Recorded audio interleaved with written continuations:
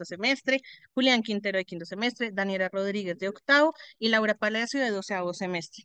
Y como invitado especial tenemos al doctor Jorge Ortega.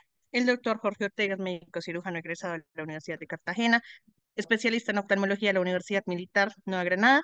Además, tiene práctica privada en la Clínica de Visión de Valledupar y actualmente es docente de la Fundación de Ariandina en Valledupar y la Universidad Santander en la sede de Valledupar. Entonces, bienvenidos a todos. No sé si el doctor quiera presentarse antes de empezar. Juanita, buenas noches para todos ustedes, los exponentes, los miembros del grupo y para todos los que aceptaron esta invitación. No, solamente pues deseo escucharlos, felicitarlos por esta iniciativa que me parece fabulosa y digna de que mis estudiantes la, la copien, porque me parece muy buena esta intención de que ustedes desde el pregrado se vayan inclinando por la especialidad y vayan haciendo sus presentaciones. Me parece muy bueno, ¿no? No tengo más nada que decirles, quiero escucharlos. Muchísimas gracias, doctor. Bueno, ya dicho esto, bienvenidos a la charla del día de hoy y le damos paso a Alejandra. Buenas noches. Bueno, entonces, perdón. El día de hoy les voy a hablar un poco de glaucoma, pues el glaucoma es el aumento de la presión intraocular y lo que va a generar es un daño en el nervio óptico. Vamos a tener de dos tipos, de ángulo abierto y este va a hacer que el ojo no drena el líquido también como debería y es por un drenaje obstruido y el día de hoy nos vamos a enfocar en el ángulo cerrado, que es cuando el iris de una persona está muy cerca del ángulo de drenaje del ojo y el iris pues termina bloqueando el drenaje del humor acuoso, generando el aumento de la presión intraocular, también llamada PIO. Entonces, como una breve introducción, el glaucoma de ángulo cerrado lo vamos a poder clasificar dependiendo su edad de inicio, entonces puede ser infantil versus en adultos, o la etiología, que es la que les voy a explicar ahora, que es primario versus secundario, y también se le puede hacer una evaluación gonioscopia del ángulo irido corneal, que pues este nos va a ayudar a diferenciar si es abierto o cerrado. Entonces, en la clasificación de la etiología puede ser primario, que es cuando ocurre sin una causa subyacente identificable. Generalmente es debido a que este ángulo iridocorneal se estrecha y pues lo que va a generar es que se impide el drenaje del humor acuoso y conduce a que esta presión intraocular aumente. Y el secundario es por una condición subyacente, ya sea como un trauma o una enfermedad ocular o que haya tenido una cirugía previa, que lo que va a generar es también este bloqueo de la malla trabecular, que es la que nos va a ayudar al drenaje del humor acuoso, y nos genera esta presión intraocular que puede llevar hasta el caso más grave, que es el daño del nervio óptico, y por eso se considera una urgencia. Entonces, un poco del contexto epidemiológico, según la OMS, es la segunda causa de ceguera en el mundo. 6.8 millones de personas tienen glaucoma y 6.7 millones presentan ceguera bilateral. Afecta principalmente mujeres. Un estudio que se hizo en el 2010 se estimaba que 5.3 millones tuvieran glaucoma en el 2020 y 70% de esta población podría corresponder al sexo femenino. Entonces ahí vemos la prevalencia en mujeres. Como ya les dije, es una emergencia oftalmológica porque causa daño visual permanente e irreversible y genera una elevación marcada de la PIO. La incidencia del glaucoma agudo de ángulo cerrado, pues en Europa es de 2.2 a 4.1 casos por 100.000 personas por año y en la India es de 3.68 en individuos de 35 años o más o de en adelante. Y se ha visto que el glaucoma de ángulo cerrado es mucho más común que el glaucoma de ángulo abierto, por eso es que el día de hoy nos vamos a enfocar como en el glaucoma de ángulo cerrado. Y pues un poco ya enfocándolo aquí en Colombia, que es pues donde vamos a ejercer y necesitamos saber un poco cómo es aquí en Colombia. La prevalencia del espectro de esta enfermedad es del 19,3% en pacientes colombianos de 50 años en adelante y se ha asociado que el sexo femenino, la alta hipermetropía y la edad avanzada son factores de riesgos para desarrollar esta enfermedad y la incidencia del glaucoma de ángulo cerrado está entre los 61 y 70 años. Ahora les voy a explicar un poco de las generalidades de la anatomía, como para que puedan entender la fisiopatología. Entonces, lo que pasa es que vamos a tener dos cámaras en el ojo, la cámara anterior y la cámara posterior, que van a estar delimitadas por el cristalino. Entonces, hoy nos vamos a enfocar un poco en la cámara anterior. Entonces, en el cuerpo ciliar, que es este que ven acá, se va a producir el humor acuoso y también el cuerpo ciliar está involucrado en procesos de la acomodación. Aquí donde se produce el humor acuoso, necesitamos que este no puede vencer como, no puede pasar a la cámara anterior si no hay una presión intraocular en la cámara posterior debe ser aumentada para que así pueda suceder la primera resistencia fisiológica. Entonces, esta presión en la cámara posterior aumenta lo suficiente para que el iris se despegue del cristalino y genere un flujo pulsátil para liberar el humor acuoso. Cabe aclarar que como flujo no es constante y no es continuo, sino es pulsátil a medida que la presión en la cámara posterior está aumentada. Y la segunda resistencia que tiene que vencer este humor acuoso es en la cámara anterior para poder pasar la malla trabecular. La malla trabecular es como un colador, es una red donde va a pasar este humor acuoso a los canales de Schlemm, que son pequeños capilares que van a ayudar al drenaje y estas llevan a las venas epiesclerales, las cuales van a terminar generando todo el drenaje del humor acuoso y aquí podemos ver el canal de Schlemm y la malla trabecular que les dije que es como un colador para este humor acuoso. Ok, entonces ahora hablando pues de la fisiopatología del glaucoma de ángulo cerrado, pues primero les voy a hablar cómo funciona fisiológicamente la producción del humor acuoso y pues su respectivo drenaje. Entonces vemos que el cuerpo ciliar va a producir lo que es el humor acuoso y este va a fluir a través de la cámara posterior entre la hendidura que existe en el cristalino y el iris y va a salir hacia la cámara anterior por medio de la pupila.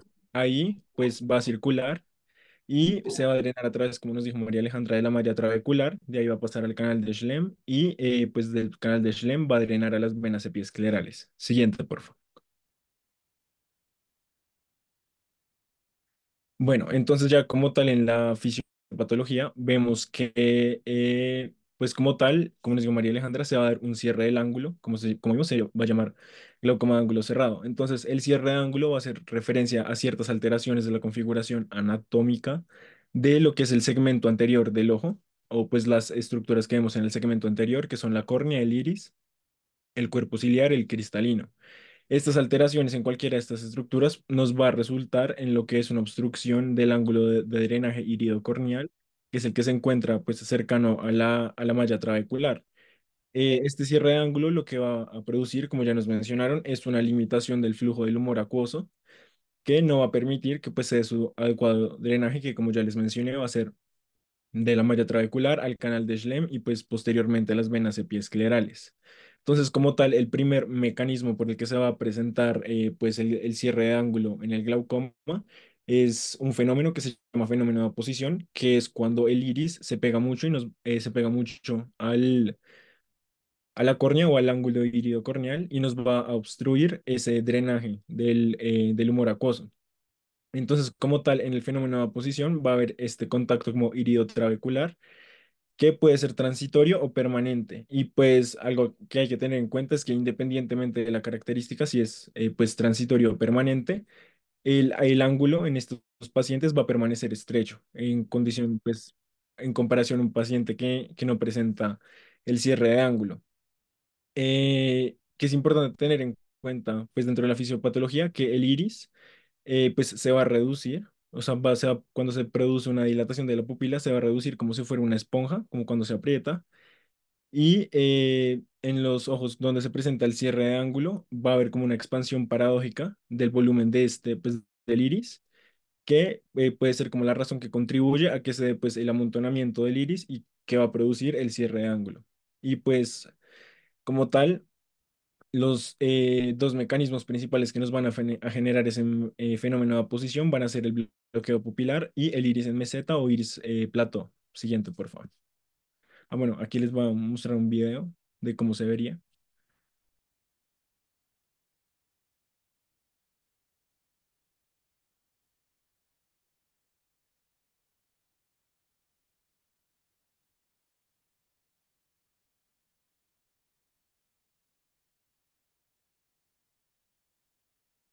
Pues ahí podemos ver cómo se estrecha el ángulo y se cierra ese pues ángulo iridocorneal por el contacto que hay entre el iris y la córnea, que no permite que se dé adecuadamente el flujo pues del humor acuoso.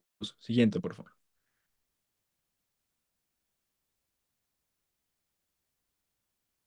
Ok, entonces dentro de los dos mecanismos que les mencioné, el más común, el principal, va a ser el bloqueo pupilar. Pues en este mecanismo lo que va a suceder es que se va a generar una resistencia al flujo del humor acuoso y dicha resistencia del flujo se puede pues presentar por dos estímulos principalmente. Estímulos que nos van a inducir midriasis, como estar en habitaciones o entornos de poca luz o administración de pues medicamentos en forma oftálmica que produzcan eh, como midriasis, como lo es la atropina oftálmica, que es uno de los medicamentos que se usa pues, en la consulta oftalmológica para generar pues, la midriasis y poder hacer toda la evaluación oftalmológica. O también por alteraciones anatómicas como un cristalino de mayor grosor o pacientes que presentan cámaras anteriores estrechas. Entonces, en el bloqueo pupilar lo que va a ocurrir es que, pues, como ya les mencioné, el humor acuoso se va a producir en el cuerpo ciliar y va a viajar a través de la cámara posterior, sale por la pupila para pasar a la cámara anterior. Entonces, en el bloqueo pupilar se va a obstruir esa hendidura que existe entre el cristalino y el iris. Eso se va a llamar contacto irido-lenticular y pues eso no va a permitir que el humor acuoso fluya pues de manera normal hacia la cámara anterior. Eso lo que va a producir es que se dé un abombamiento del iris, es decir, un iris más convexo, y pues que finalmente produzca el bloqueo del ángulo porque pues al aumentar la convexidad del iris se va a dar ese contacto entre el iris y la córnea que cierra el ángulo y no permite que se drene. Esto lo que va a generar es que se eleve la presión intraocular. Como referencia, tenemos que los valores de pues, presión intraocular normales varían entre 10 a 21 milímetros de mercurio. Entonces, en este caso, cuando se produce el bloqueo pupilar, va a ser una presión intraocular mayor a 21 milímetros de mercurio, pues como resultado a la reducción del flujo de salida del humor acuoso pues, por la malla trabecular. Siguiente, por favor. Y pues aquí también van a ver un video, pues una imagen de cómo se vería. Ahí tenemos pues el iris. A la izquierda está un iris normal. Donde dice lens pues sería el cristalino. Ahí donde dice pupil block es donde se estaría dando el contacto entre pues el irido lenticular, entre el iris y el cristalino. Y vemos cómo eso abomba el iris y produce pues que se cierre el ángulo y no se dé el adecuado flujo del humor acuoso. Siguiente, por favor. Y ahí pues van a ver también un video.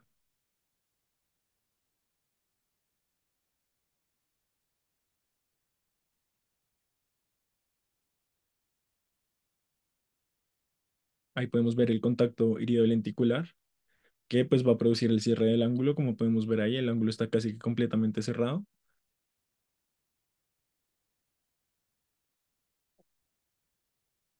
Siguiente, por favor. Ok, entonces luego veríamos el segundo mecanismo, que sería el iris meseta o iris plató. Entonces, pues como tal, lo que nos dice la evidencia es que la configuración del iris, esta configuración anatómica, puede ser el resultado de lo que son procesos ciliares, que son como una parte del cuerpo ciliar, también se le puede llamar pars plicata, que están posicionados más anteriormente de lo normal y van a generar como un engrosamiento del iris. que pues en consecuencia van a estrechar el espacio que hay en la cámara anterior y pues van a empujar el iris periférico hacia adelante, generando el cierre del ángulo. Una cosa que es importante tener en cuenta es que el iris en meseta puede ir acompañado del bloqueo pupilar. Entonces, pues ahí veríamos como un caso de glaucoma de ángulo cerrado, mucho más como severo. Siguiente, por favor. Entonces, aquí tenemos como dos imágenes, una de una gonioscopia, donde podemos ver el signo de la doble joroba, que pues el signo de la doble joroba básicamente es como un indentado de pues el iris, que se produce por esos procesos ciliares pues adelantados o hacia anterior, que crean como una apariencia de que el iris tiene pues sí, como dos jorobas, como si fuera un camello. Y en la otra imagen, que es la biomicroscopía de ultrasonido, también podemos ver el signo de la doble joroba, con pues, los procesos ciliares adelantados. Siguiente, por favor. Bueno, y como tal, el glaucoma de ángulo cerrado lo tenemos como que clasificar de acuerdo pues, a la sintomatología que presenta el paciente. Entonces, pues, según la Sociedad Europea de Glaucoma, tenemos como tres clasificaciones primarias, que es la sospecha del cierre angular primario, o PAX por sus siglas en inglés, que nos habla básicamente de esos pacientes que acuden a la consulta, se les hace todo el examen oftalmológico y se les detecta alguna anomalía pues, de la configuración anatómica que pues, sea indicativo o que le diga al oftalmólogo que hay un aumento del riesgo para que el paciente pueda llegar a presentar en algún momento de su vida la enfermedad de cierre de ángulo o pues el glaucoma como tal. Luego vendría a ser el cierre angular primario PAC por sus siglas en inglés, que como tal es lo que pues ya vimos, que es la disfunción pues de la malla trabecular por ese cierre angular, que va a estar caracterizado por lo que es PAS por sus siglas en inglés, que son sinequias anteriores periféricas, que ya pues vamos a ver más adelante una foto, que es cuando el iris queda como completamente pegado a la córnea. Y también va a haber un aumento de la presión intraocular, que como ya les mencioné, es una elevación mayor a 21 milímetros de mercurio. Siguiente, por favor, para ver la foto. Entonces, pues ahí podemos ver una de las sinequias. Siguiente, por favor. Y ahí podemos ver una sinequia que, pues, por la adhesión entre el iris y la córnea, nos permite ver el cuerpo ciliar, pues, en una imagen. Y como tal, la tercera clasificación que le da la Sociedad Europea, ay, no, anterior, gracias, sería el glaucoma de cierre de ángulo primario o PA CG, que como tal aquí ya nos habla de que hay un daño del nervio óptico y como tal ya se le va a llamar glaucoma. Si dentro de la examinación que le hacemos al paciente no presentamos como signos de daño del nervio óptico, se le va a llamar cierre angular primario o sospecha, porque todavía pues no hay ese daño que nos diga que sí es un glaucoma. Entonces, como tal, aquí vamos a tener pues el cierre angular primario, que también va a estar caracterizado por las sinequias anteriores periféricas, eh, o la presencia de una presión intraocular elevada con pues, la neuropatía óptica glaucomatosa o pues, glaucoma, que como tal es lo que pues, les voy a explicar más adelante, que es un compromiso de la lámina cribosa o pues una afectación de la microvasculatura del ojo. Siguiente, por favor. Entonces, dentro de lo que les decía, aquí como en esta imagen podemos ver ya cómo se desarrollaría ese daño del nervio óptico.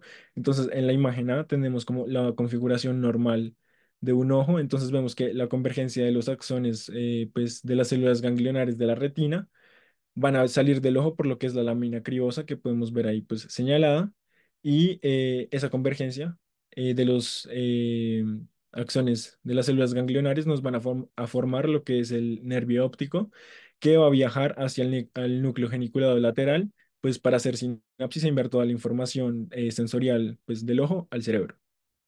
En la imagen B podemos ver como pues la anatomía en un contexto de neuropatía óptica glaucomatosa o glaucoma de ángulo o pues sí, como tal un glaucoma.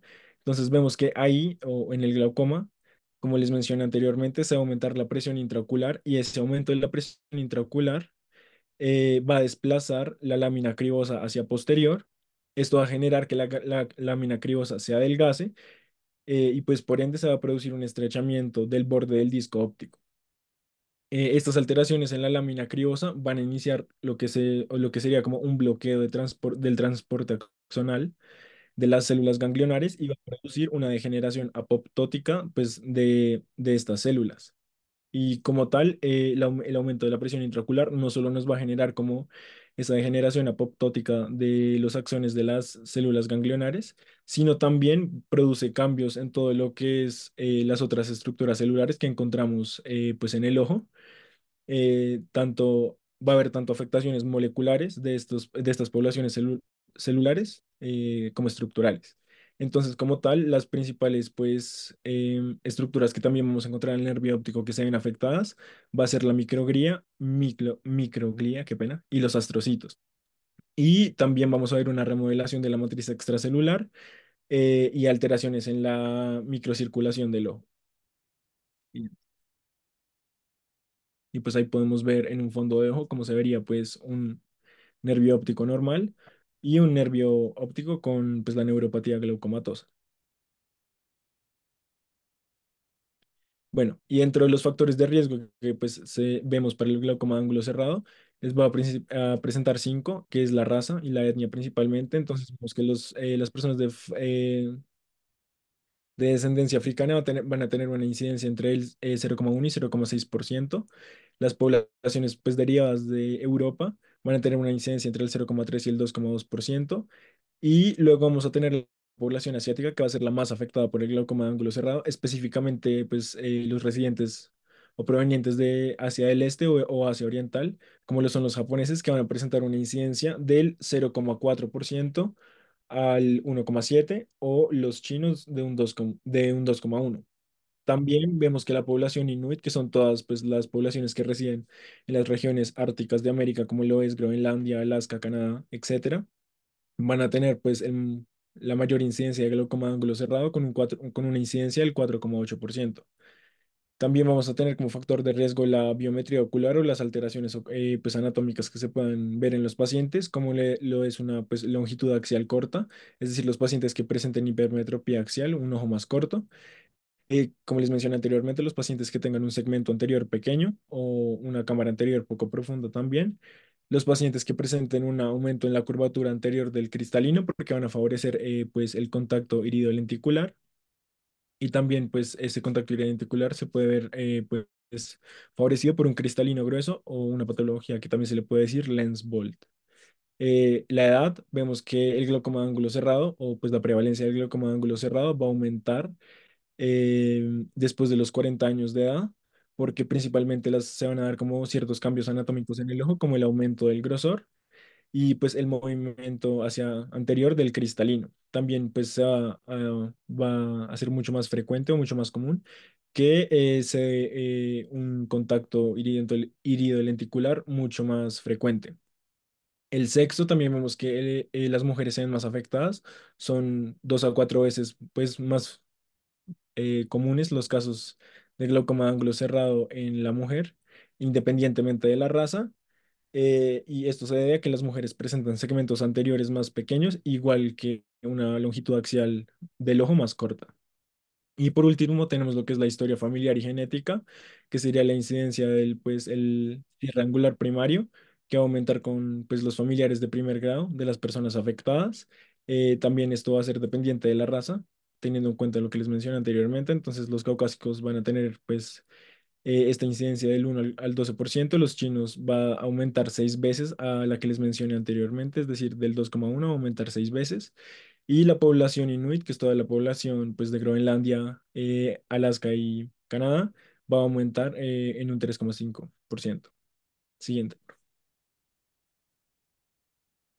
Listo. Entonces vamos a pasar a hablar acerca de la evaluación clínica de nuestros pacientes. Lo primero a tener en cuenta va a ser la historia. Esto va a ser muy relacionado con los factores de riesgo que nos acaban de mencionar, entonces no lo voy a repetir. Lo segundo va a ser historia ocular, específicamente si el paciente ha presentado algún evento de trauma, ya que este puede estar asociado con recesión del ángulo.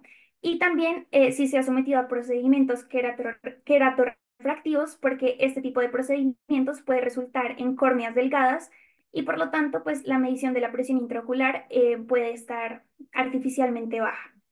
Por último, también hay que tener en cuenta el uso de fármacos, ya que corticosteroides tópicos, inhalados, sistémicos, antidepresivos, ansiolíticos, antipsicóticos, antiespasmódicos y antihistamínicos van a estar relacionados con un riesgo aumentado de un aumento de la presión intraocular. Siguiente, por favor. Listo, eso ahí.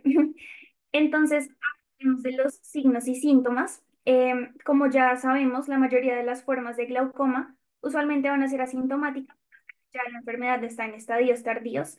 Sin embargo, en el caso del glaucoma de ángulo cerrado, estos se van a presentar con unos síntomas repentinos y graves. Entonces, usualmente el paciente nos va a referir que tiene dolor ocular unilateral, cefalea hemicraniana, del mismo que se presenta el dolor, visión borrosa y agudeza visual reducida, halos de color alrededor de las luces y náuseas y vómito. Hay que tener en cuenta que usualmente estos síntomas se van a presentar en la madrugada o en lugares donde hay un ambiente de poca iluminación, por ejemplo en el cine o en los restaurantes, porque pues esta baja iluminación va a generar midriasis y pues eso va a generar que el iris se repliegue sobre el ángulo y pues se genere el bloqueo y todo lo que ya nos explicaron en la fisiopatología. Siguiente, por favor.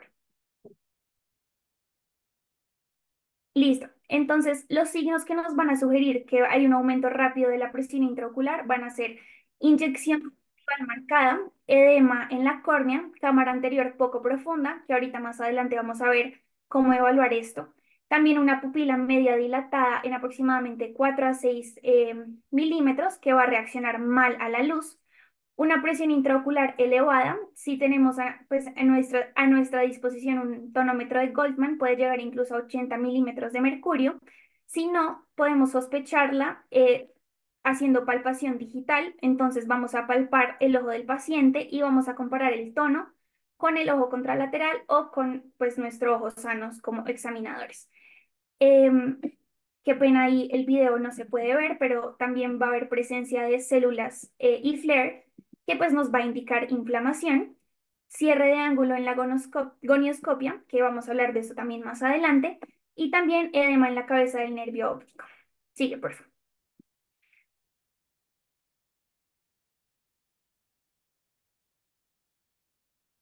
Bueno, les quería hablar un poquito más acerca de estos cambios en la cabeza del nervio óptico, porque van a haber muchos contextos como médicos generales en los que no vamos a tener acceso a las herramientas para hacer, digamos que, un examen más a fondo.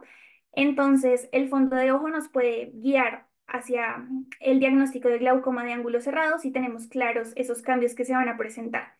Entonces, usualmente la cabeza del nervio óptico que está normal, que está sana, va a tener una forma redonda o un poco ovalada y va a contener una excavación papilar que básicamente va a abarcar más o menos a la mitad del diámetro del disco.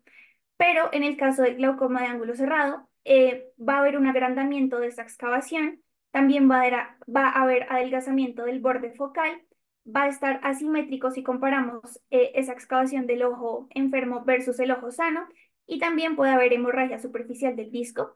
En la imagen que pueden ver en pantalla, en la A vamos a ver esa excavación del disco aumentada y en la B cómo se debería ver en caso de normalidad. Siguiente, por favor.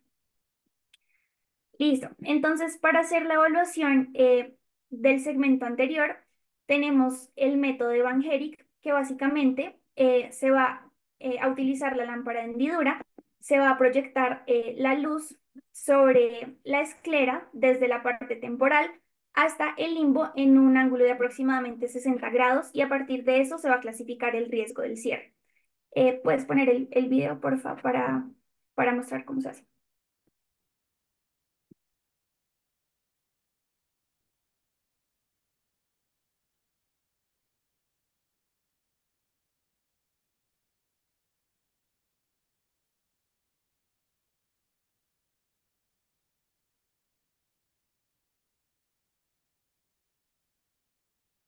Entonces, esa primera marca es el grosor de la córnea. Y lo que vamos a comparar a partir de ahí es el grosor de la cámara anterior, que es la línea blanca que están viendo en pantalla. Si quieres, pausala, por favor. Gracias.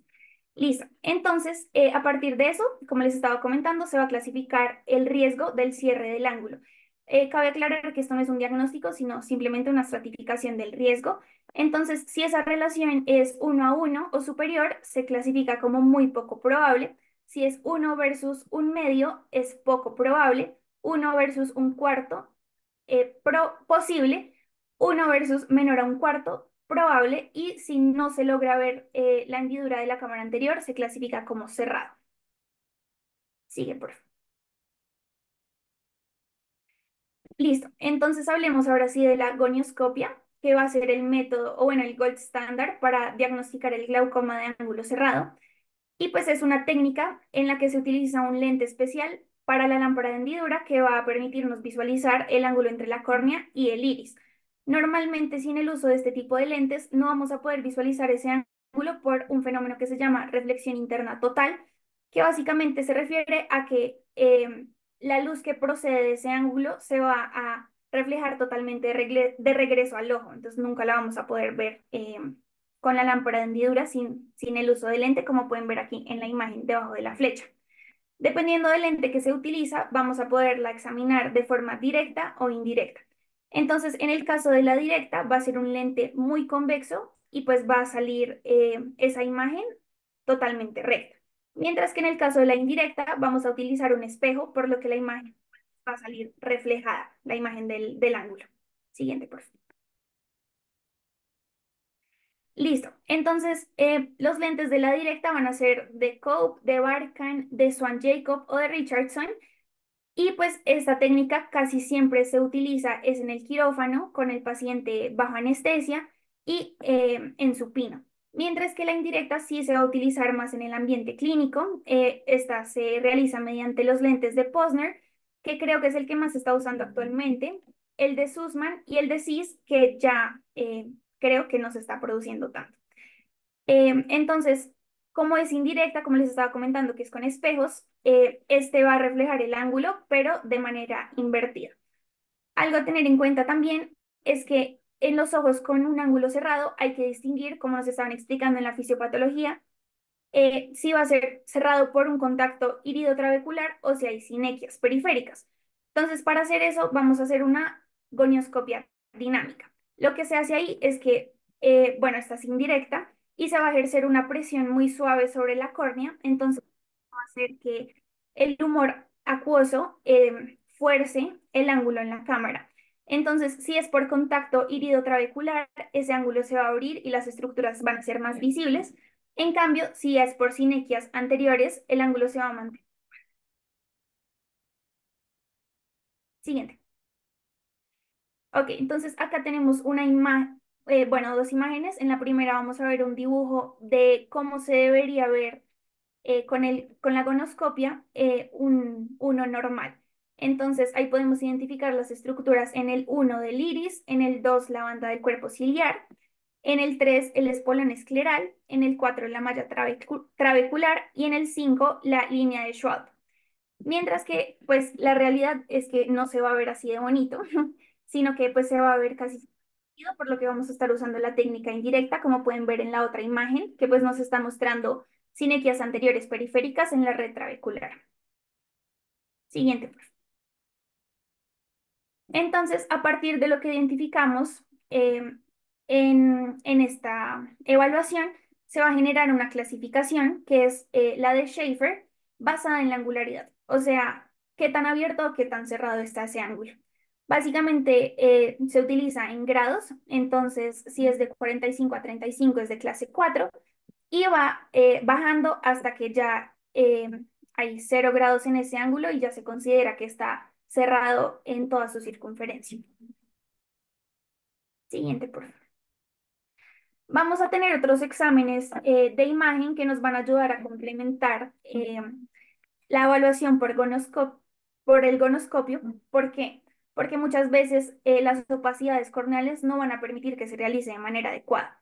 La primera va a ser la biomicroscopía por ultrasonido. Entonces, básicamente nos va a complementar esa información y nos permite evaluar también la cámara anterior y el ángulo.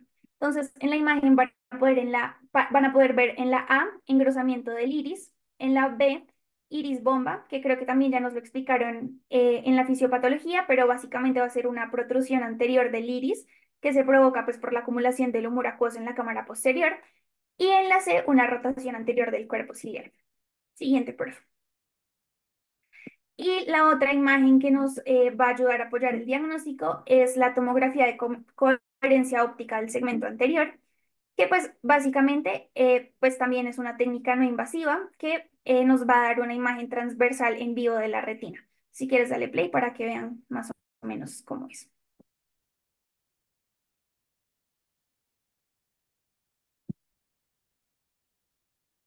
Pero pues para que tengan en cuenta que estas imágenes no van a reemplazar la gonioscopia, porque pues sigue siendo el método estándar para el diagnóstico. Simplemente nos van a ayudar a complementar o, como les comentaba, en casos donde no se pueda realizar de manera adecuada. Listo. Siguiente. Listo, entonces ya para hablar del manejo vamos a empezar hablando de los objetivos. Vamos a buscar bajar rápidamente la presión intraocular para generar un alivio de la inflamación, del dolor y de las náuseas. Y de esta manera también poder lograr preservar la función visual. Vamos a lograr esto de tres maneras. Uno va a ser bloqueando la producción del humor acuoso. Dos, aumentando la salida del humor acuoso, el flujo de este. Y segundo, disminuyendo el volumen de este. Y más adelante les voy a hablar qué medicamento va a actuar en cada uno de estos puntos. Vamos a buscar aliviar el bloqueo pupilar. Lo vamos a lograr pidiéndole al paciente que se acueste boca arriba. Esto va a hacer que la posición del lente sea más posterior y con ello pues se aliviaría el bloqueo pupilar del que hablamos anteriormente.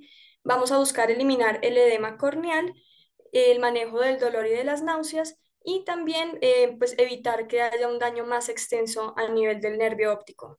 Siguiente, por favor. Este es un resumen del el esquema del tratamiento agudo, en donde vamos a, vamos a poner un inhibidor de la anhidrasa carbónica, acetazolamida 500 miligramos vía oral o intravenosa. Ya más adelante les voy a hablar de cada uno de estos grupos de medicamentos. Vamos a dar un betabloqueador tópico como el timolol, vamos a dar una solución hiperosmolar que puede ser el manitol o la glicerina y un agente miótico que sería la pilocarpina. Siguiente, por favor. Listo, entonces el primer grupo va a ser los inhibidores de la anhidrasa carbónica. Dentro de estos, el que vamos a usar principalmente va a ser la acetazolamida. La anhidrasa carbónica es una enzima que nos va a catalizar la conversión reversible del dióxido de carbono, el CO2, y el agua en ácido carbónico. Este se va a convertir luego en bicarbonato y en un hidrogenión. ¿Esto porque es importante? Porque al inhibir esta enzima, el transporte de sodio y de agua va a verse alterado y por ende va a disminuir la producción del humor acuoso pues, en el ojo.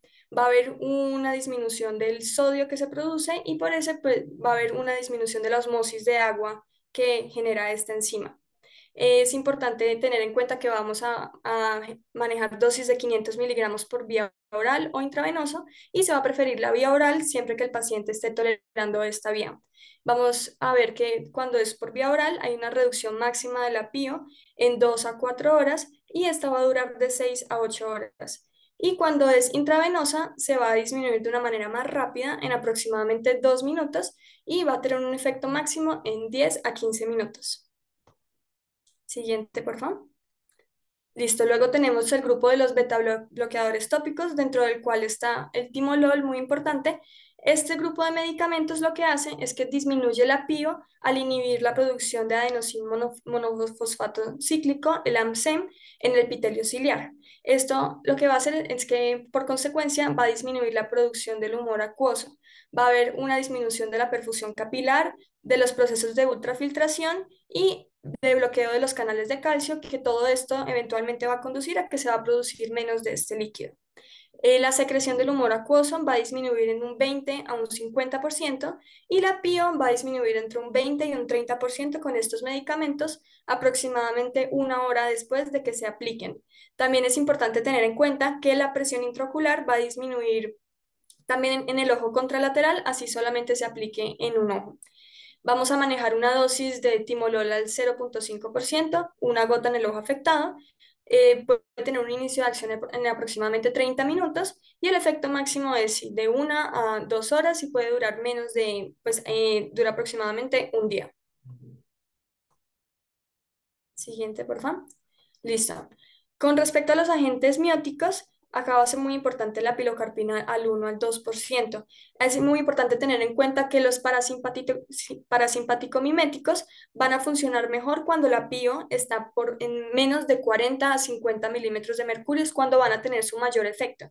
Esto lo que van a hacer es que va a actuar sobre los receptores muscarínicos que se encuentran en el esfínter del iris. Entonces, esto lo que hace es que se contraiga el músculo del iris, genera una miosis y por eso hace que se aleje el iris de la malla trabecular. Vamos a manejar una dosis de una gota cada 15 minutos, de 2 a 4 dosis y luego cada 4 a 6 horas. Y la pilocarpina nos va a reducir la pio en aproximadamente 15 a 25%. No se debe administrar pilocarpina al 4% porque puede generar un desplazamiento del diafragma iris cristalino hacia adelante y pues empeorar esta patología. Y siguiente, por favor. Tenemos también una opción que son las soluciones hiperosmolares, dentro de las cuales está el manitol y la glicerina. Este lo vamos a reservar cuando las PIO sean demasiado altas o cuando el manejo inicial que ya les mencioné anteriormente no nos funcione. Este lo que va a hacer es que aumenta la osmolaridad sanguínea, va a generar un gradiente osmótico que nos va a extraer el agua de la cavidad vítrea y va a reducir por consecuente la PIO. También nos va a ayudar a eliminar el edema corneal, que va a ser muy importante para el manejo quirúrgico, pues que les voy a comentar más adelante. Entonces, todo esto termina en una reducción del volumen del humor acuoso. Vamos a tener pues, dos soluciones importantes, el manitol, que es una solución intravenosa, que vamos a manejar una dosis de 0,5 a 1,5 gramos por kilogramo IV durante 45 minutos en una infusión de 3 a 5 mililitros por minuto. Va a reducir aproximadamente 30 milímetros de mercurio la pio en los primeros 30 minutos y es muy importante que cuando estamos manejando soluciones intravenosas evitemos una sobrecarga hídrica, ya que los pacientes con enfermedades cardíacas pueden generar una sobrecarga a nivel pulmonar, pueden generar edema, pueden empeorar una insuficiencia cardíaca congestiva o generar un desbalance hidroelectrolítico. Y también tenemos la glicerina al 50%, que es la solución oral, que es la que preferiríamos, en donde manejamos una dosis de 1 a 1,5 gramos por kilogramo al 50% y idealmente se debe evitar en diabéticos porque el aumento de la carga calórica puede generar una cetoacidosis en estos pacientes. Siguiente, por favor. Listo. Hay que tener en cuenta que hay que tomar la presión intraocular cada hora y que aunque la PIO mejore, no necesariamente significa que el ángulo se haya abierto. Debido a que hay una isquemia del cuerpo ciliar y una producción acuosa reducida, la PIO puede permanecer disminuida durante varias semanas. Es por esto que es tan importante la agonoscopia, tener que volver a hacerla después de dar como todo este manejo para ver la evolución del ángulo. Hay que evitar la midriasis, dejar al paciente en una habitación iluminada.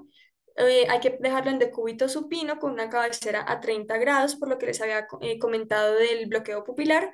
Se puede dar prednisolona al 1% para disminuir la inflamación y hay que dar analgesia y antieméticos como metoclopramida. Listo. Tener muy presente que si bien este es el manejo inicial que damos porque el glaucoma de ángulo cerrado es una emergencia y se tiene que tratar como tal lo más rápido posible, el manejo va a ser la iridotomía Jack láser. Esta se va a realizar en las primeras 24 a 48 horas y como inicialmente hay un edema corneal, puede que no veamos inicialmente pues el iris y se pueda realizar este procedimiento y por eso es que hay que dar el manejo médico, entre otras causas, pues para disminuir la PIO antes de este procedimiento. Es un procedimiento mínimamente invasivo que se realiza de forma ambulatoria, se puede realizar en el consultorio como podemos ver en la imagen de abajo de la derecha y lo que hace es que usa un láser para generar un agujero pequeño a nivel del iris periférico que permita que haya un flujo del humor acuoso entre la cámara anterior y la cámara posterior. Esto va a permitir aliviar el bloqueo pupilar, reducir el gradiente de la presión entre las cámaras anterior y posterior y hace que el iris se aleje de la malla trabecular, generando una apertura del ángulo. Se tiene que realizar en ambos ojos, ya que en los pacientes que generan glaucoma de ángulo cerrado en un ojo, el ojo el ojo contralateral que no sea tratado tiene un riesgo de entre el 40 y el 80% de desarrollar esta misma patología en un plazo de aproximadamente 5 a 10 años. Y se tiene que realizar, como podemos ver en la imagen, a nivel superior para que el párpado pueda cubrirlo y no generarle pues más molestias al paciente. O una diplopía monocular. Siguiente, por favor. Aquí podemos ver un video donde explican, pues se ve un poco más claro la realización de la iridotomía láser.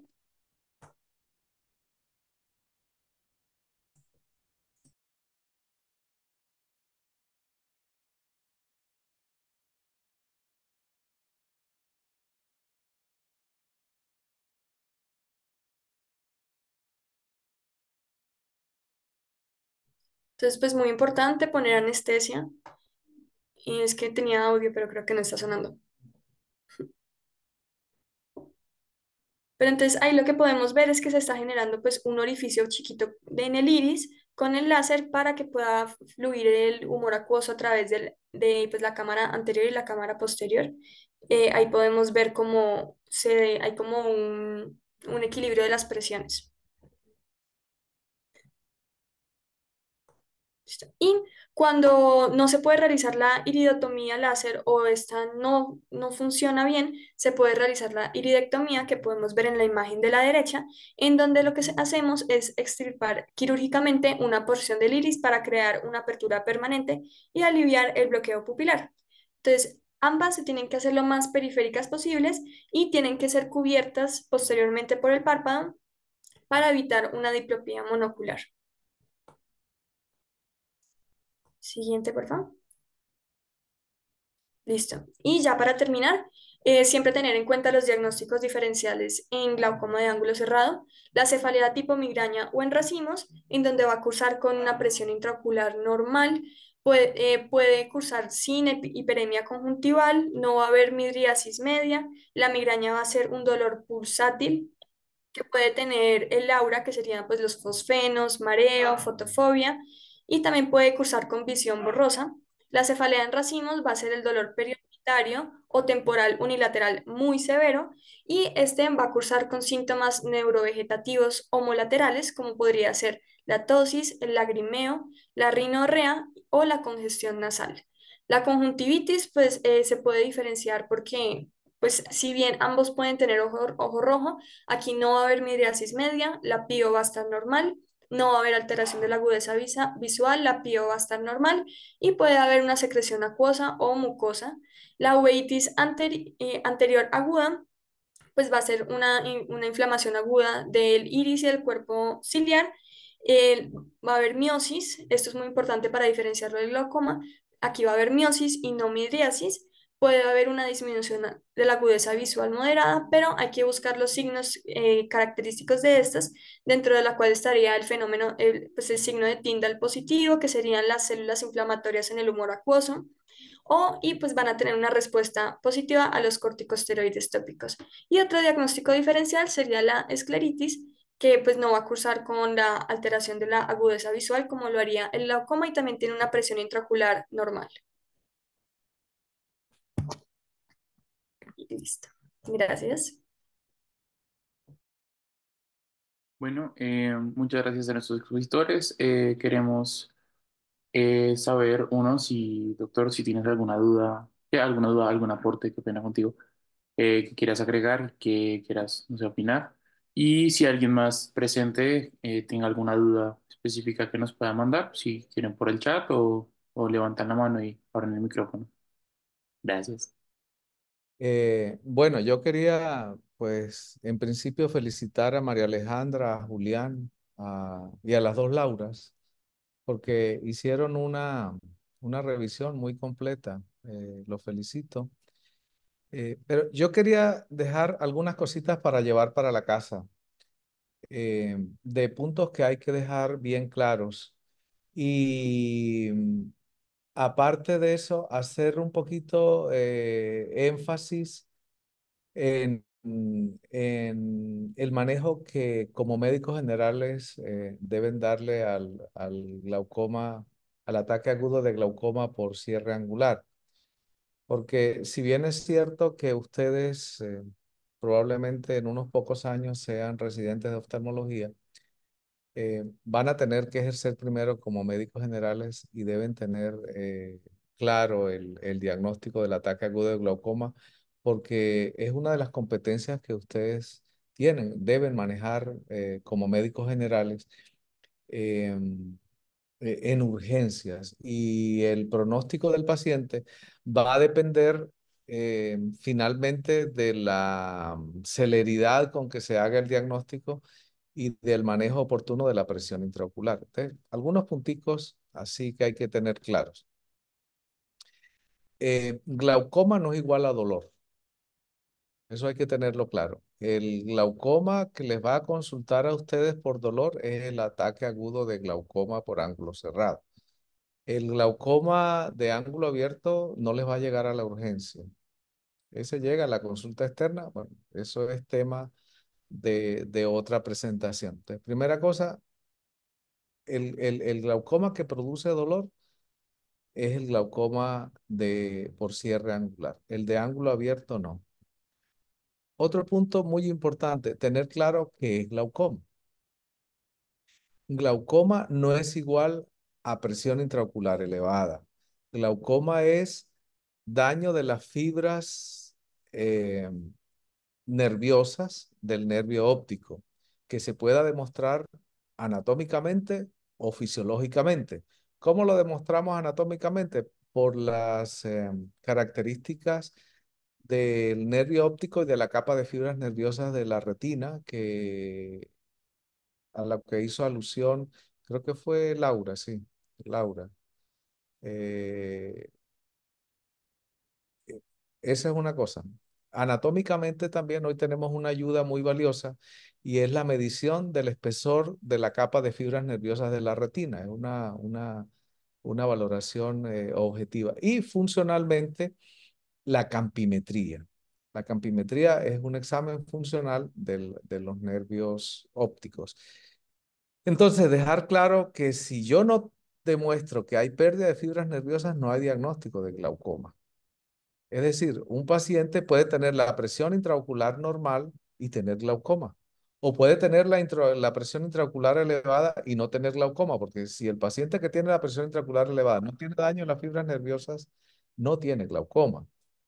Ese dato es bien importante. Ahora, sabemos que la presión intraocular elevada, haya o no haya glaucoma, va a dañar las fibras nerviosas. O sea, si el paciente no tiene glaucoma, pero yo le aumento la presión intraocular, le daño las fibras nerviosas y el paciente va a terminar irreversiblemente en una ceguera. Ese punto hay que tenerlo bien claro. Si un paciente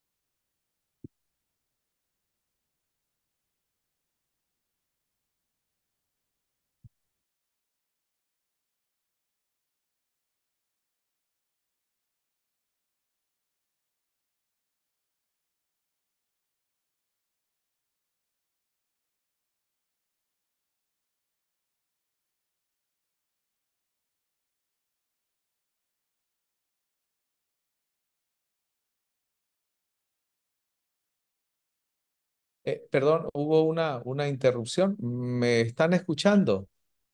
Sí, doctor. Ok. Bien, les decía que la parte anatómica y la parte de la fisiopatología me parece que está bien.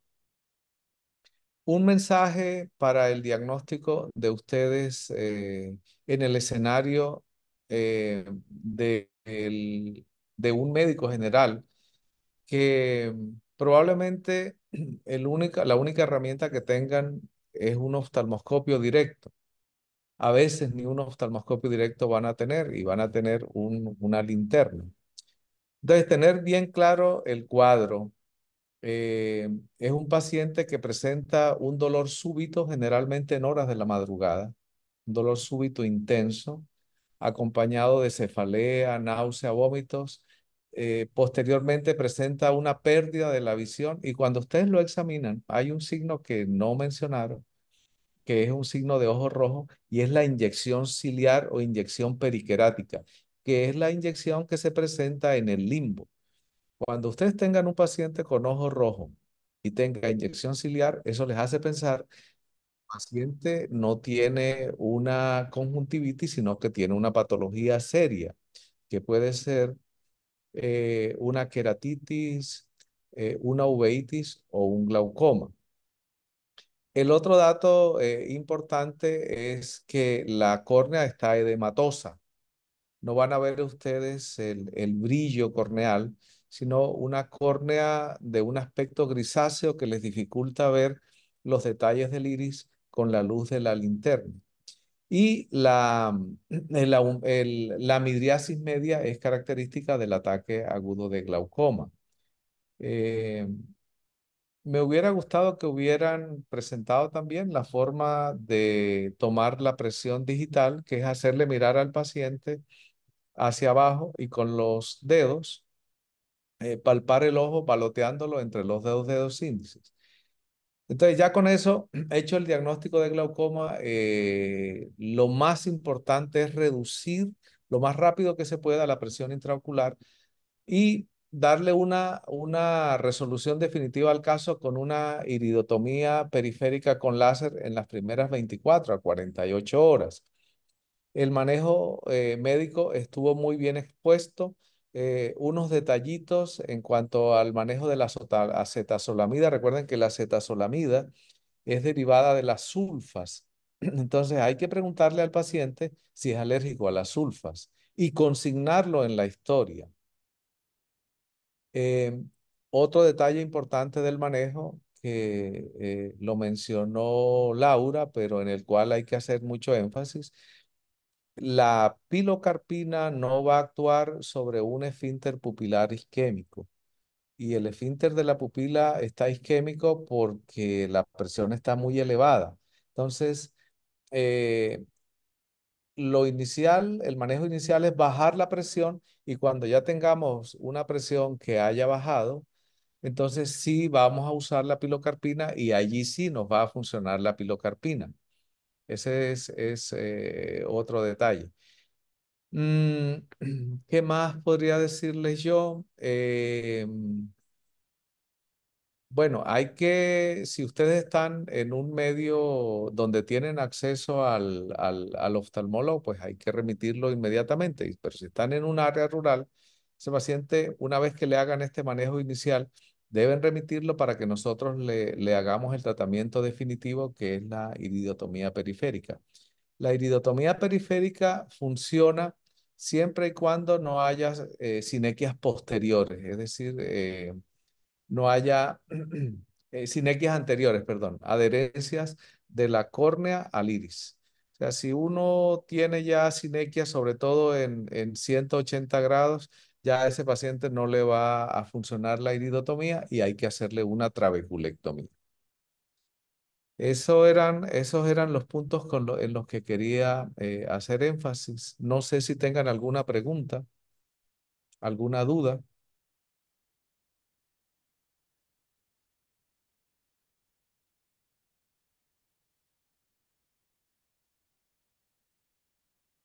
Hola, ¿me escuchan? Creo que todo Sí, sí. está. Gracias. Ninguna, doctor. Gracias. Listo. Entonces, gente, ya les voy a mandar la asistencia por el chat para que por favor la llenen quienes están aquí presentes por el Zoom. Y pues, muchas gracias de verdad, doctor, por habernos brindado pues, la disponibilidad de su tiempo y pues estos comentarios que nos estás ahorita haciendo. De verdad que son muy, pues dan mucho fruto a lo que estamos haciendo y pues lo que intentamos hacer dentro de todo, dentro del grupo de interés.